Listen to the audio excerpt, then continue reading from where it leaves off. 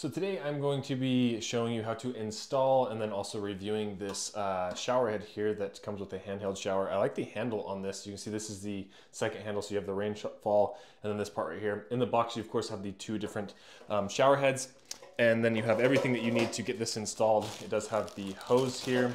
It does come with a little sticky thing that you can put on your shower to hold the second shower head. I already have one installed right here, but this will do the same thing basically. And then what's nice is it does come with the Teflon tape, a little wrench that you will be using, and also a little extra water gasket here inside of the kit. And then you have, of course, the actual pipes here, and I believe that is everything. You do also have really clear instructions here. I'll be going through these instructions, but I like how easy these are to read. And then it also comes with a troubleshooting guide. So in case you have any problems with something or water leaking out of one of these, it shows you how to fix that. So let's go through and get this thing all installed. Okay, so the first thing you want to do is make sure you have some Teflon tape wrapped around your faucet here if it's a little bit older, for sure. You may or may not need the Teflon tape, but it is good to have on there. Then once you have that, then you can unscrew this little part right here, and you can see there's a sticker wrapped around this saying make sure that you tighten this with a wrench. This will prevent obviously the leaking. You want this to be as tight as possible, so remove that sticker there, but make sure you take note of putting wrapping it or using a wrench with that. And you can see there is already a gasket on there. And then from here, you want to make sure that this little part is facing down, so you can loosen this arm, and this kind of goes basically 360. You want to get it to the point where it looks like this right here, where this nut is facing straight out, and then you have this part facing down, and then you tighten that arm. Then from here, you can screw this on. I would recommend hand tightening it as much as you can, and then giving it a few tightens with the wrench that is provided. It's nice that they do provide the wrench, so you don't have to worry about going out and finding the right size or anything like that. So I'm going to screw this in here. Next step is to install this big shower or rain shower head here. You want to unscrew this little part right there, get that out, make sure that gasket's in there. And then here you can loosen this or tighten it as well to move it to a spot that makes it easier to put on. So I recommend loosening this so you can get it right there, right kind of vertical or horizontal with it. And then we're going to screw this joint on here.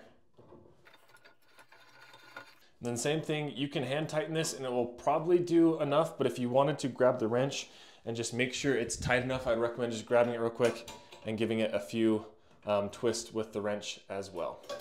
Then we're going to take this, you can see those gaskets are already in there. It doesn't matter which side you use because they're both the exact same. Grab this and screw this to the bottom part right here. And then you are going to grab your handheld shower head here and screw this on as well, just right there. And then if you don't already have one of these, as I mentioned, they are provided. They're very easy to install. It's just like a sticky back here.